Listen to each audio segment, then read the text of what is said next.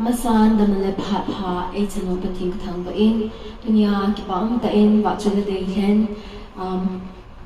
lilenga honglo nin hizong le dunia hin apon cha isa to loading wa hi in dunia hin wa chule Deilhen ni sa ding wa hi in amasapenin Henthang Vaiphei ahin Deilhen Hileiset genthei na kamahin mani hing Haokip min asah Reverend Junglet ni nasim hijihi Henthang Vaiphei amale hain somide ngai dinga hinde khena hi in muntina on sopi ulna te honsong yom namun che ubin ana ngaikhom hi ti so tepna kai nein tuin ken Hileiset genthei na kamahin ti chun sange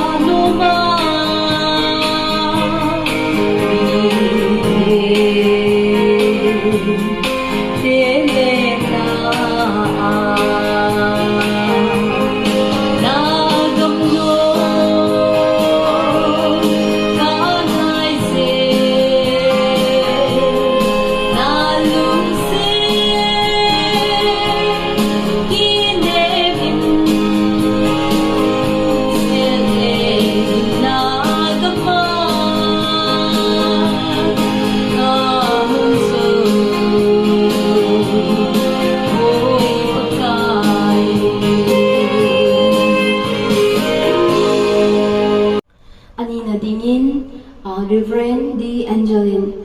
same Tingminnei Kipgen in asah, Leiset Lopina, kahol ahin, Deilhen sado ding in, Hitzila Deilhen eihinbol Hileiset gallery, eihinbol in, Amatuna Sunga Kipan Pungin, Tuhin Gen Leiset Lopina, kahol ahin, Tijuan Sang.